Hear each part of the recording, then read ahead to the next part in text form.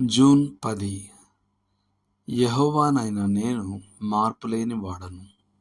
మలాకి 3:6.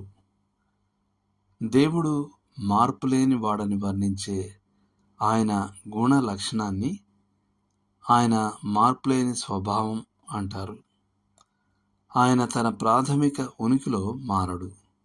ఆయన తన గుణ లక్షణాలలో మారడు. ఆయన పనిచేసే సూత్రాలలో మారడు. కీర్తనకారుడు ఆకాశము మరియు భూమి యొక్క మారుతున్న గతిని దేవుని మార్పులేని స్వభావంతో పోల్చాడు.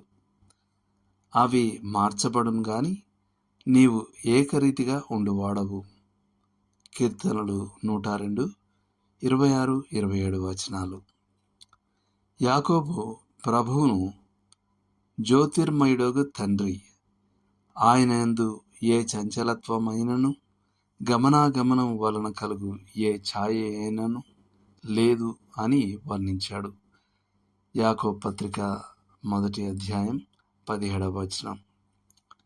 దేవుడు పశ్చాత్తాప పడడని మనకు గుర్తు చేసే ఇతర లేఖనాలు ఉన్నాయి. దేవుడు అబద్ధమాడుటకు ఆయన మానవుడు కాడు.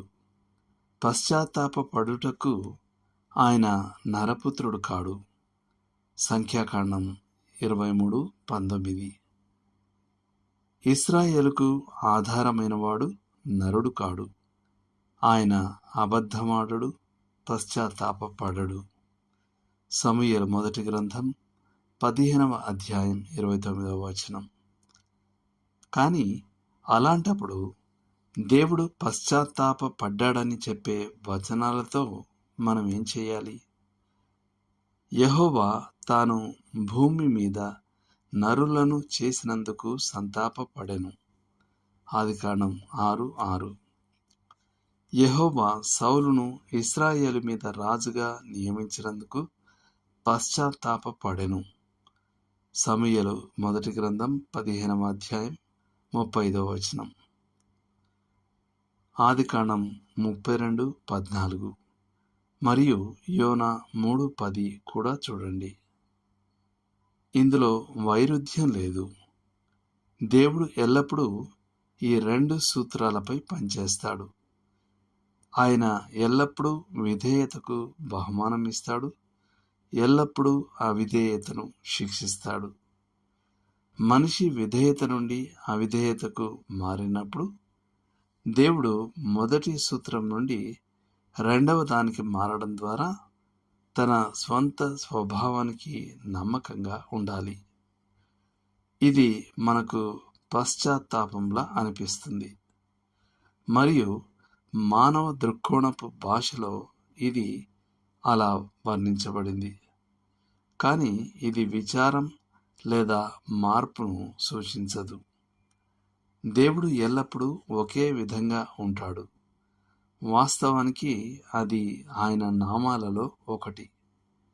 అద్వితీయ దేవ, నీవు లోకమందున్న సకల రాజ్యములకు దేవుడవై ఉన్నావు. యెషయా 37:16. దేవుని మార్పులేని స్వభావం అన్ని యుగాలలో ఆయన పరిశుద్ధులకు ఓదార్పుగా మరియు వారి పాటలకు ఒక అంశంగా ఉంది. హెన్రీ ఎఫ్ లైట్ యొక్క అమరమైన పంక్తులలో మనం దానిని చూస్తాం. నా చుట్టూ ఉన్నవన్నీ మారును, క్షీణించును.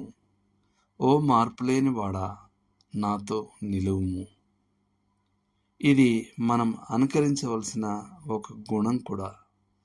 మనం స్థిరంగా, నిలకడగా మరియు దృఢంగా ఉండాలి. మనం చంచలంగా, అస్థిరంగా మరియు మార్పు చెందే స్వభావంతో ఉంటే మనం మన తండ్రిని లోకానికి తప్పుగా ప్రతిబింబిస్తాం. కావున నా ప్రియ సహోదరులారా, మీ ప్రయాసము ప్రభువునందు వ్యర్థము కాదని ఎరిగి స్థిరులను కదలని వారును ప్రభువు కార్యాభివృద్ధి యందు ఎప్పటికీ ఆసక్తులునై ఉండుడి. కొరింథీయులకు రాసిన మొదటి పత్రిక 15వ అధ్యాయం 58వ వచనం. దేవుడు మిమ్మల్ని దీవించునుగాక.